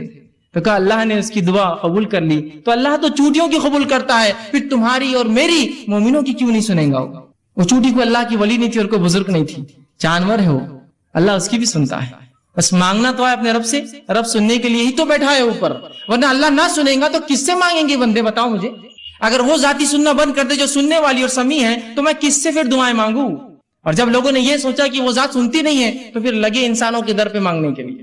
آج جو سب سے افضل دعا, افضل عبادت دعائیں ہیں, کہاں مسلمان مانگتے ہیں, کن کن دروں پر مانگ رہے اللہ کو چھوڑ کر؟ ذرا غور کیجیے. یہ غلط فہمی ہے, اس کی بنیاد ہے کہ اللہ سنتا نہیں, ہماری سنتا نہیں, گنہگاروں کی سنتا نہیں, وہ تو صرف بزرگوں کی ولیوں کی سنتا ہے, اور ایسے فالتو قسم کے عقیدے. اور ان عقیدے کو میں فالتو لفظ کہنا بھی بہت فالتو سمجھتا ہوں, فالتو بولنا چاہیے ایسے عقیدوں کو. جن عقیدوں کا نہ سر ہے نہ کوئی ٹانگ ہے شریعت کے اندر, جس شریعت نے آپ کو سب کو اختیار دیا دعائیں کرنے کا, پتہ نہیں کس نے اس شریعت سے اس کے دعاؤں کا اختیار چھین کے کہا یہ تو ریزرویشن ہے ہمارے لیے, ہم کر سکتے ہیں دعا تمہارے لیے, ہم سے مانگو تو ہم پھر تم کو دیتے ہیں. ابھی اللہ تک کہاں جاتے ہو, ہم تک تو آ جاؤ, پھر اللہ تک جانا دعائیں مانگنے. اس قسم کی باتیں کہہ کر مجھے اور آپ کو ایک افضل عبادت سے آج کاٹ کر رکھ دیا. اسی طرح جو ہے دعا کے بارے میں جو غلط فہمی ایک بہت بڑی وہ یہ ہے, لوگوں میں جو پائی جاتی ہے وہ یہ ہے, اللہ صرف نیکوکاروں کی سنتا ہے, گناہگاروں کی نہیں سنتا ہے. اللہ صرف نیک لوگوں کی, بزرگوں کی, پیروں کی, فقیروں کی سنتا ہے, اور وہ جو ہے سب کی نہیں سنتا, گناہگاروں کی نہیں سنتا. اور ہم تو گناہگار ہیں, آپ تو گناہگار ہیں, ہم تھوڑی دعا کر سکتے ہیں اللہ سے. یہ یاد رکھیے, ایک بدترین عقیدہ ہے شریعت میں. اس عقیدے کا کوئی جو اصول اور کوئی وزن نہیں ہے, یاد رکھیے. اور جب انسان یہ سوچ لیتا میری دعائیں تو میں نیک نہیں ہوں اور ہر انسان گناہ گار ہے. میں نیک نہیں ہوں تو اللہ میری دعا نہیں سنیں گا. لہٰذا آپ کسی پیر، فقیر، بزرگ، ولی، اچھی شخصیت، نبی کسی کو پکڑنا ہوگا اور ان کے ذریعے جانا ہوگا اس دعاؤں کے لیے. جب یہ عقیدہ لے لیتا ہے اور شریعت کا عقیدہ چھوڑ دیتا ہے تو وہ 3 کام کرنا شروع کر دیتا ہے. پہلا کام کیا کرتا ہے؟ بندہ اللہ سے اپنا تعلق ختم کر لیتا ہے اور پیروں اور فقیروں کا محتاج بن جاتا ہے. اللہ سے تعلق کٹ. اب یہی ذریعہ ہے ہماری دعاؤں کی قبولیت کی. دوسرا کام یہ کرتا ہے بزرگوں کو خوش کرنے کے لیے، ان کو عاجز کرنے کے لیے، ان کو اپنے طرف متوجہ کرنے کے لیے نظریں اور نیاز اور کھانا اور پلانا اور مرنے کے بعد جو ہے ان کے آستانوں کے اوپر چڑھاوے چڑھاتا ہے کہ وہ خوش ہو جائے. زندگی اگر زندہ ہے تو خوب کھلاتے اور پلاتے ہیں. بزرگ کے ہاتھ بھی دھو کے پی رہے ہیں. افسوس اس امت کو عقل تو ہو، پیر دھو کر بھی پی رہے ہیں. سبحان اللہ. بزرگ ہے نا. اللہ تو اب سننے والا نہیں. پہلے عقیدہ بنا لیا ایک فالتو، میری زبان میں فالتو والا، اور اس کے بعد اب لگے ان کو خوش کر رہے. اللہ سے تعلق ختم، ان کو خوش کر رہے. نظریں اور نیاز، زندہ ہے تو اور مردہ ہے تو. اور اس کے بعد تیسرا کام کرتے ہیں جب یہ سوچ لیتے ہیں کہ اللہ نہیں سنتا ہماری، ہم گناہ گار ہیں. تیسرا کام کرتے ہیں دعا قبول ہونے کے لیے بزرگوں کو وہ مقام دے دیتے ہیں جو اللہ کا مقام ہے. نہیں، ان تک ہی جانا پڑے گا، ان کے بغیر دعا قبول نہیں ہوتی. اور انہی کو راستہ بنا لیتے، اللہ کو مکمل ترک کر دیتے ہیں. جبکہ اللہ رب العزت نے اس کا اعلان کیا، وقال ربکم ادعونی استجب لکم.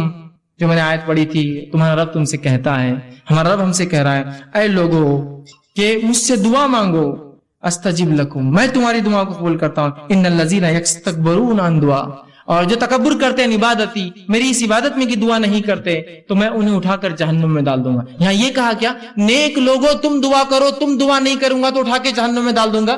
کیا کہا؟ سب کے لیے. وقال ربکم ادعونی استجب لکم. تم سب سے، رب نے ہم سب سے کہا اے لوگو تم اپنے رب سے دعا کرو، وہ تمہاری دعاؤں کو قبول کرتا ہے. اور جو تکبر کی بنیاد پہ دعا چھوڑ دیں گا جہنم میں ڈال دیں گا. تو یہاں کہا اے پیرو، اے فقیرو، اے نیک لوگو تم دعا کرو، اے بد لوگو تم دعا مت کرو، تمہارے لیے نہیں ہے دعا. سب کے لیے آیت ہے، یہ کامن ہے، بالکل ظاہر آیت ہے، بالکل واضح. اور ترمذی کی ایک روایت ہے، آپ صلی اللہ علیہ وسلم فرمایا جو شخص اللہ سے دعا نہیں کرتا اللہ اس سے ناراض ہو جاتا ہے. یہاں کہا یہ کہا کہ تم تو گناہ گار ہو، تم مت کرو. جو نیک لوگ دعا نہیں کرتے اللہ ان سے ناراض ہو جاتا ہے. کوئی بھی انسان اللہ سے دعا نہ کرے اللہ ناراض ہو جاتا ہے. اور اللہ گناہ گاروں کی بھی سنتا ہے اور نیکوکاروں کی بھی سنتا ہے. معلوم ہے، نیک لوگوں کی بھی سنتا ہے اور گناہ گاروں کی بھی سنتا ہے. آئیے مثالیں لے لیجئے. مثالیں تو لوگوں کا جو عقیدہ ہے اللہ گناہ گاروں کی نہیں سنتا اور نیکوکاروں کی پوری سنتا ہے. تو میں آپ کو دلیل دیتا ہوں، اللہ گناہ گاروں کی بھی سنتا ہے، نیکوکاروں کی بھی سنتا ہے، گناہ گاروں کا بھی انکار کرتا ہے، نیکوکاروں کی بھی نہیں سنتا ہے کبھی. تو بڑے بڑے انبیاءوں کی نہیں سنی اللہ نے. مثالیں لے لیجیے. آئیے سب سے پہلے سورہ رعد، سورہ نمبر 13 آیت نمبر 36 اور 38 میں اللہ فرماتا اور کہتا ہے ربی قال انظرنی الی یوم یبعثون. اور جب شیطان کو اللہ نے جنت سے نکالا تو اس نے کہا اے میرے رب فانظرنی الی یوم یبعثون، مجھے مہلت اور ڈھیل دی جائے ان انسانوں کے دوبارہ اٹھائے جانے تک، آدم کی اولاد کے دوبارہ اٹھائے جانے تک. کس نے مانگی یہ دعا؟ شیطان نے. جانتے نا تمام گناہوں کا سبب دنیا میں جو ہے وہی بنتا ہے، لوگوں کو بہکا رہا ہے، پھسلا رہا ہے، گناہ کروا ہے نا. سب سے گناہ گار ہے نا، اللہ کا نافرمان ہے. ابھی کہاں سے نکالا جا رہا ہے؟ جنت سے نکالا جا رہا ہے. کیا بول رہا ہے لیکن اللہ سے؟ اے اللہ مجھے دوبارہ اٹھایا جاتا ہے، مہلت دی جائے. اللہ نے کیا بولنا چاہیے تھا؟ ہمارے اصول کے مطابق چل بھاگ، بزرگ کے ذریعے سے آیا، سیدھے آ کی بات کر رہا میرے سے، گناہ گار ایک تو، اور سیدھے دعا. ہمت تیری اتنی؟ ہمارے اصول کے مطابق تو یہ ہونا چاہیے تھا نا، جا کسی نبی کے وسیلے سے آ، جا کسی پیر فقیر کے وسیلے سے آ، سیدھے آ کے دعا مانگ رہا ہے. شیطان کہیں کا، ابلیس کہیں کا. بولنا چاہیے تھا نا ہمارے اصول کے مطابق. اللہ کیا جواب دیتا؟ سنیے، تو شیطان جانتا تھا، اس نے نافرمانی کی اللہ کی، لیکن اس کے پاس عقیدہ تھا کہ تو اللہ رب العزت کے پاس جنت میں تھا، اس کو پورا عقیدہ معلوم شریعت. وہ جانتا تھا اللہ ہی سنتا ہے، سیدھے سنتا ہے، میں گناہ گار ہوں بھی تو سنے گا میری. تو اللہ رب العزت نے جواب دیا قال فإنك من المنذرين، جا تجھے چھوٹ دی گئی، جا تجھے چھوٹ دی گئی. کب تک؟ انسانوں کے دوبارہ اٹھائے جانے تک. جا. یہ نہیں کہا کہ جا کر پیر فقیر کے وسیلے سے آ، آدم کے وسیلے سے آ، محمد صلی اللہ علیہ وسیلے سے آ، فلاں سے آ. نہیں، سیدھا کہا جا تجھے ڈھیل دی گئی. برا ہے، گناہ گار ہے، اللہ سیدھی سن رہا ہے اس کی. آئیے اب وہ واقعہ سنیے جو اللہ نیکوکاروں کی بھی نہیں سنتا. جو سب لوگ کہتے ہیں نہیں پیر فقیر کے اللہ کبھی ٹالتا ہی نہیں. پیر فقیر تو چھوڑ دیجئے، یہاں انبیاءوں کی نہیں سننا ہے اللہ نے. آئیے سنیے واقعہ. اللہ رب العزت سورہ ہود سورہ نمبر 11 آیت نمبر 45-46 میں اللہ نے فرمایا اور نوح علیہ السلام سے کہا نوح میں تیری آل کو اس طوفان سے بچا لوں گا. جب طوفان آیا ان کا بیٹا جو جا کر دور چلا گیا. نوح علیہ السلام نے کہا بیٹا کشتی میں سوار ہو جا. آج کوئی بچنے والے نے کہا اے والد میں بہت اونچے مقام پر چلا جاؤں گا. اور یہ بات اور مکالمہ چل ہی رہا تھا، ایک زوردار لہر آئی اور وہ بیٹا بہہ کر چلے گا پانی. نوح علیہ السلام کو اللہ نے کیا کہا تھا؟ اے نوح جو ہے میں تیرے گھر والوں کی حفاظت کروں گا. اور یہاں بیٹا ڈوب گیا. بیٹا گھر سے ہوتا ہے نا کسی کے, اس کے گھر والا تھا. تو انہوں علیہ السلام نے اللہ سے گزارش کی اور دعا کی اور فرمایا انی اعوذک ان تکون من الجاہلین. جب دعا کی اور کہا اللہ جو ہے میرے بیٹا تو میرے گھر والوں میں سے تھا, تو اللہ نے جواب دیا انی اعوذک ان تکون من الجاہلین. اے نوح میں تجھے نصیحت کرتا ہوں جاہل لوگوں کی جیسی باتیں نہ کرنا, اس لیے کہ تیرا بیٹا ایمان نہیں لایا لہٰذا تجھ سے نہیں ہے, وہ ایمان نہیں لایا تھا. تو یہاں کس کی دعا اللہ نے رد کی؟ اے نوح جاہلوں میں سے مت ہو جانا, نصیحت کرتا ہوں تجھے آئندہ ایسی بات میرے سامنے نہیں کرنا. اور نوح نے اس کے بعد اللہ سے توبہ کی, اللہ کہا میں گناہگار, میں توبہ کرتا ہوں تجھ سے, میں نے غلط دعا کی تھی. کس کی دعا رد کی؟ یہ اللہ کے پہلے رسول ہے نوح علیہ السلام, رد کر دی. آئیے دوسرا بات, صحیح بخاری کی روایت ابراہیم علیہ السلام نے اللہ سے دعا کی اللہ میرے والد کو جو کہ کفر پر مرے تھے اے اللہ ان کو جنت عطا کرنا. جہنم میں اللہ ان کی دعا مانی نہیں, سنی ان کی دعا. اور روزے کی قیامت حدیث میں آتا ہے ان کے والد کو ان کے سامنے اٹھا کر جہنم میں ڈال دیا جائے گا.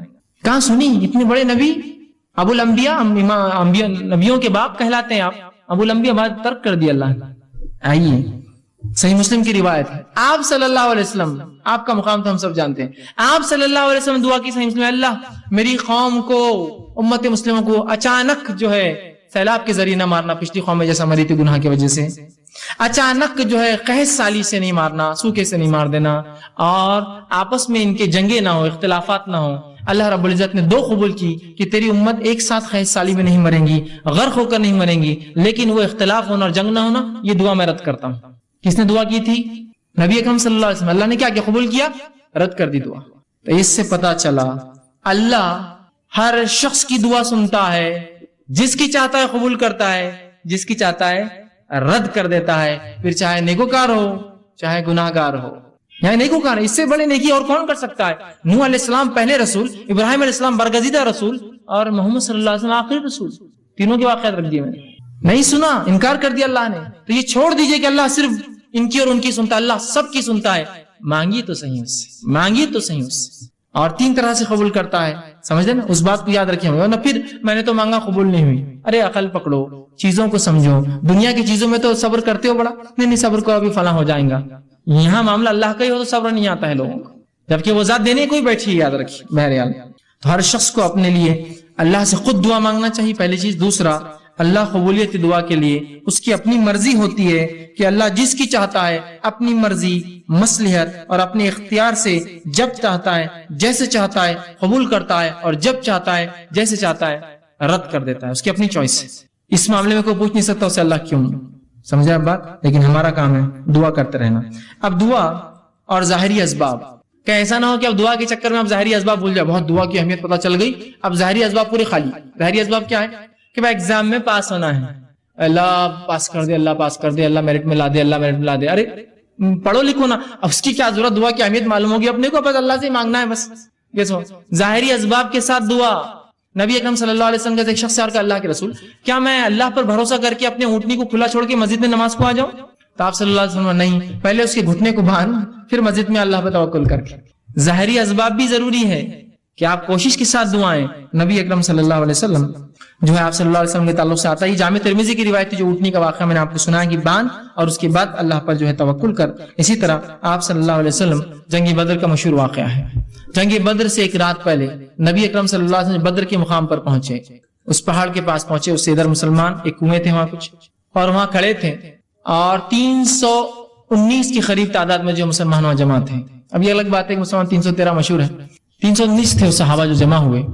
319 صحابہ وہاں جمع تھے, اور جب وہاں جمع تھے اس مقام پر ابوبکر صدیق رضی اللہ عنہ موجود تھے. راوی حدیث کہتے ہیں کہ آپ صلی اللہ علیہ وسلم نے بدر کی جب تیاریاں پوری کر لی, جو ظاہری اسباب تھے پورے تیار کر لی, اب اپنا اسپرچل ویپن ہتھیار اٹھایا, دعا. پورے اسباب, پوری تیاریاں ہوگی, 319 کھڑے آ کر اپنی جان داؤ پہ لگا کر. اس کے بعد اس رات آپ کہتے ہیں آپ صلی اللہ علیہ وسلم اللہ سے قبلے جانب منہ کیا, آپ نے قبلے کی طرف کیا. یہ دعاؤں کے آداب ہے, یاد رکھیے, کوئی ضروری نہیں لیکن ادب ہے اس کا. قبلے رخ منہ کیا, اور اللہ کے رسول صلی اللہ علیہ وسلم آسمان کی طرف اپنے ہاتھ بہت بلند کیے, حتیٰ کہ آپ کے جو ہے بغل مبارک کی جو ہے سفیدی نظر آ رہی تھی. آپ گورے تھے, اندر سے سفیدی نظر آنے لگی, اور آپ نے جو لباس پہنا ہوا تھا وہ سائڈ سے سلاوا نہیں تھا, ایک چادر تھی جو سر سے ڈالی تھی, اس میں سوراخ کیا ہوا تھا. مطلب اتنا مال دولت نہیں تھی کہ سلا سکے. تو جب آپ نے ہاتھ اوپر کیے تو چادر دونوں طرف سے کھل گئی تھی, تو آپ کا پیٹ اور پیٹھ اور سب حصہ جو ہے جو کھلا تھا, اور بہت سخت سردی کی رات تھی. تو ابوبکر صدیق فرماتے ہیں کہ میں کبھی ایک طرف سے چپک جاتا جا کے جسم کو کہ آپ صلی اللہ علیہ وسلم اتنی گرمی مل جائے کہ میرے جسم سے, پھر کبھی یہ طرف سے آ کے چپک جاتا ہے کہ آپ صلی اللہ علیہ وسلم کہیں سردی سے بیمار نہ ہو جائے, کچھ ہو نہ جائے آپ کو, اور کڑاکے کی سردی ہوتی ہے عرب علاقوں میں, یاد رکھیے. تو میں ادھر سے کبھی آتا ادھر سے آتا اور آپ کو پکڑتا, اور آپ سامنے آسمان کی طرف ہاتھ اونچے کیے ہوئے تھے اور اللہ سے دعا کرتے, اللہ آج اگر یہ لشکر ہار گیا تو تیرا نام لینے والا دنیا میں اب اس کے بعد موجود کوئی نہیں رہے گا. اور میں یہ کہہ رہا تھا اللہ کے رسول بس اللہ نے آپ کی سن لی ہے, آپ بس کر دے, کہیں آپ کو کچھ ہو نہ جائے اتنی سردی میں. اور رسول اللہ ایسا رات بھر کھڑے رہے دعا میں, لیکن پہلے تیاری کر کے آئے تھے. یہ نہیں کہ صرف رات بھر مدینے میں کھڑے دعا کرتے اللہ دشمن کو ہلاک کر دے, برباد کر دے, ان کو فلاں کر دے. نکل کر آئے ہیں 319 اپنی جان لگا کر, اب دعا والا ہتھیار اٹھایا. اپنی کوششیں, امتحان ہے, پوری کوششیں کر جائیے, پھر دعا اپنی پوری کوششوں کے ساتھ اللہ سے دعائیں مانگے. یہ نہیں کہ صرف دعا کے پیچھے لگ گئے اور اسباب پورے ظاہری آپ چھوڑ دیے. دونوں کو ملا کر اور اس کے بعد جو اللہ چاہیں گا, وہ جو پسند کریں گا, اپنی مرضی مشیت اور حکمت کے اعتبار سے قبول کریں, چاہے رد کر دے, اس کی اپنی چوائس ہے, وہ مالک ہے اور اختیار ہے مالک کو. اپنی مخلوق کو چاہے تو دے چاہے تو نہ دے, مخلوق کو اختیار نہیں کہ اپنی ناراضگی کا اظہار کرے رب کے سامنے. خاموشی سے اس کے فیصلوں کو سمجھ لے, اس کی حکمتوں کو سمجھ لے. آج ایک چیز کو اپنے لیے بہت اچھا سمجھتے ہیں. میری ایک ٹرین ہے, سمجھ لیجیے میں اورنگ آباد سے بمبئی جا رہا ہوں, ایک بڑی جاب لگنے والی ہے, کروڑوں روپیہ میری سیلری سال کی, او ہو, اور میری اگر وہ ٹرین چھوٹ گئی انٹرویو کے لیے جا رہی ہے تو میرے لیے کیا افسوس ہوگا. میں سب سے غمزدہ انسان بن جاؤں گا دنیا کا کہ میری اپارچونٹی چلے گئی, جاب مل گئی تھی, ٹرین نہیں ملی. اور اگر مجھے تھوڑی دیر خبر ملے ٹرین کا ایکسیڈنٹ ہو گیا تو دنیا کا سب سے خوش قسمت آدمی میں ہوں, اس لیے کہ میں بچ گیا اس ایکسیڈنٹ سے. سمجھ رہے آپ, ایک پل پہلے تو سب سے ناراض آدمی تھا اور میں سب سے ناراض آدمی تھا, دوسرے پل سب سے خوش نصیب سمجھ رہا ہوں. کیوں سمجھ رہے آپ, اللہ کی حکمت, اس کے پیچھے مصلحت نہ قبول کرنا آپ کے خیر کے لیے, وہ بھی اس کا بدلہ ضرور قیامت کے دن ملے گا. بہرحال ٹھیک ہے, تو دعاؤں کے ظاہری اسباب بھی وہ کریں. اسی طرح خالی دعائیں نہیں چلیں گی ظاہری اسباب کے ساتھ. اب جب دعاؤں کی بات آ رہی تو دعا صرف ان صحیح احادیث سے آپ کریں گے, وہ دعائیں کریں گے جو ثابت شدہ ہو. عام دعائیں تو اپنی زبان میں, اردو میں, مراٹھی میں, تیلگو میں, ملیالم میں, جو زبان آتی کر سکتے ہیں. لیکن جب آپ کو خاص دعائیں کرنا ہے نا, کچھ جو سنت سے ثابت ہوتی ہے, تو وہی دعائیں کریں گے جو صحیح حدیث ثابت ہے. ورنہ آج دعاؤں کے نام پر مسلمانوں کو کیا کچھ نہیں پڑھایا جا رہا ہے, آپ کو اس میں بتا بھی نہیں سکتا کیا کچھ نہیں دعاؤں کے نام پر. درود کیا ہے؟ دعا ہے نا. رسول اکرم صلی اللہ علیہ وسلم درود دعا ہے.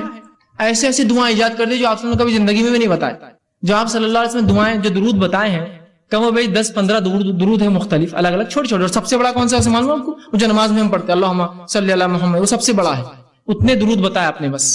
لیکن ان کے بعد غیر ثابت شدہ درودوں کی اگر فہرست دیکھیں, جو دعائیں ہیں جو نبی پر دعا بھیج رہے ہیں, ایسی لمبی لمبی دعائیں اور ایسے شرکیہ کلمات کہ کلمے سنے تو تعجب ہوتا ہے, آنکھ پہ رونگٹے کھڑے ہو جاتے ہیں. مسلمان پڑھ رہے ہیں, ہر جمعہ پڑھ رہے ہیں فلاں درود, اور لکھا ہوا یا دافع البلائی, اے نبی جو بلاؤں کو تم دفع کرتے ہو.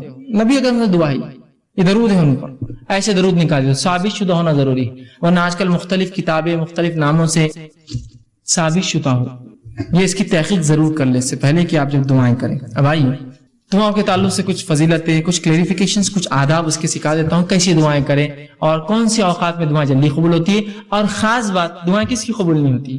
پہلے اس عنوان کا نام یہی ہم نے رکھا تھا, دعائیں کیوں قبول نہیں ہوتی. پھر میں نے کہا بہت چھوٹا عنوان ہو جائے گا, ذرا وسعت لاتے ہیں, دعا مومن کا ہتھیار. انشاءاللہ یہ عنوان آئے گا. بہت سے لوگ دعا قبول نہیں ہوتی, کہاں سے ہوں گی دعائیں کے شرائط میں تو اترو, پہلے کنڈیشن تو لاگو کرو.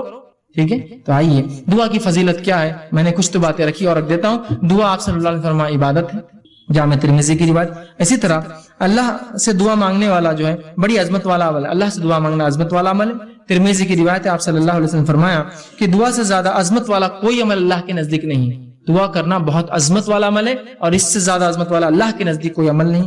اسی طرح دعا تقدیر بدل سکتی ہے. آپ صلی اللہ علیہ وسلم فرمایا, یہ بھی جامع ترمذی کی روایت, آپ نے فرمایا اگر کوئی چیز تقدیر کو بدل سکتی ہے تو وہ دعا ہے. کتنی افضل چیز ہے نا دعا. سب کر سکتے ہیں اور سب کی قبول بھی ہوتی ہے, تو دعا ہے. اسی طرح دعا نازل شدہ اور غیر نازل شدہ تمام آفت اور بلاؤں کا حل ہے.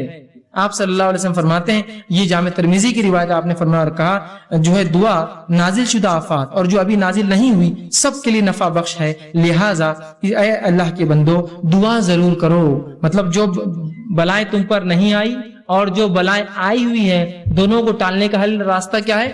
دعا کرو. یہ نہیں کہا کہ اے امت مسلمہ کے ولیوں تم دعا کرو, سب سے کہا نا اگر خاص ہوتی دعا کہ اللہ گناہگار کی نہیں سنتا تو کہتے نا کہ اے امت مسلمہ کے نیک لوگو تم دعا کرو اس لیے کہ جو بلا اتری ہے اور جو اترنے والی ہے وہ اسے ٹل جاتی ہے. نہیں کہا نا, تم سب دعا کرو.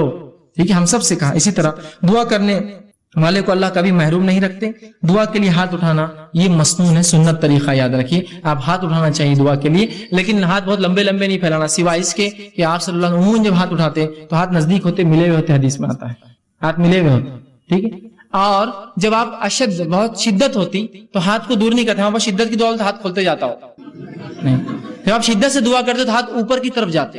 جتنی شدت ہوتی دعا ہوتی کہ بدر میں آپ نے ہاتھ اتنے اوپر کیے تھے کہ آپ کے بغل نظر آ رہے تھے, اور بارش نماز استسقاء میں آپ اتنے اوپر ہاتھ کرتے اور الٹے کرتے کہ آپ کا بغل نظر آتا. تو دعا کی شدت جتنی زیادہ ہوں گی آپ ہاتھ اتنے اوپر اٹھائیں گے اللہ کی طرف, اوپر کی طرف. یہ عاجزی کی علامت ہے. اور ظاہر سی بات ہے بندہ ہاتھ اٹھا رہا ہے مطلب کچھ مانگ رہا ہے, ایک بھکاری کی حیثیت سے کھڑا ہے. ٹھیک ہے, عاجزی کی علامت ہے. میں یہ بھی نہیں کہوں گا کہ ہاتھ کھلے رکھنے دعا نیچے گر جاتی, ایسا نہیں ہے. یہ سب اللہ کا غائب کا معاملہ ہے, لیکن ہاتھ ملانا چاہیے. اور ہاتھوں کو آپ اس کی شدت کے اعتبار سے کیجیے, اور قبلے رخ ہونا بھی یہ سنت ہے یاد رکھیں. ٹھیک ہے, تو آپ صلی اللہ علیہ وسلم فرمایا دعا کے لیے ہاتھ اٹھانا مسنون ہے. اور دعا جب کرتا ہے بندہ محروم. ابن ماجہ کی روایت آپ نے فرمایا اور کہا تمہارا رب بڑا حیا کرنے والا ہے اور بڑا سخی ہے, بہت دینے والا ہے. اس کو ایک تو شرم بہت آتی اور بہت سخی ہے, بہت دینے والا ہے. تو لہٰذا جب بندہ اس کے حضور میں ہاتھ اٹھاتا ہے تو اللہ کو شرم آتی ہے, میں کیسے نہیں دوں گا اس کو. ایک بے مطلب بہت حیا آتی ہے اس کو کہ کوئی اس کے در پر آئے مانگے اور وہ بخالی ہاتھ چھوڑے. تو اللہ کے رسول نے جب بندہ ہاتھ اٹھاتا ہے تو اللہ بڑا حیا دار ہے, بڑا سخی دینے والا ہے. تو اس کو شرم آتی ہے, حیا آتی ہے کہ اس بندے نے جس نے ہاتھ اٹھایا اس کو خالی کیسے جانے. تو کچھ نہ کچھ ضرور ڈالتا ہے آپ کی جھولی میں, یاد رکھیے. یا تو چیز کے بدلے چیز, دعا کے بدلے اس کے بدلے آخرت میں ثواب, یا اس کے بدلے ایک مصیبت ٹالتا ہے, اس لیے کہ اس کو حیا آتی ہے آپ کو لوٹانے کے اندر. ٹھیک ہے, تو ہاتھ اٹھانا بڑا سنت ہے. اور اللہ تو اسی طرح جو ہے دعا کے تعلق سے بات آتی ہے اس کے کچھ آداب ہے, ان آداب کا بھی لحاظ رکھیں.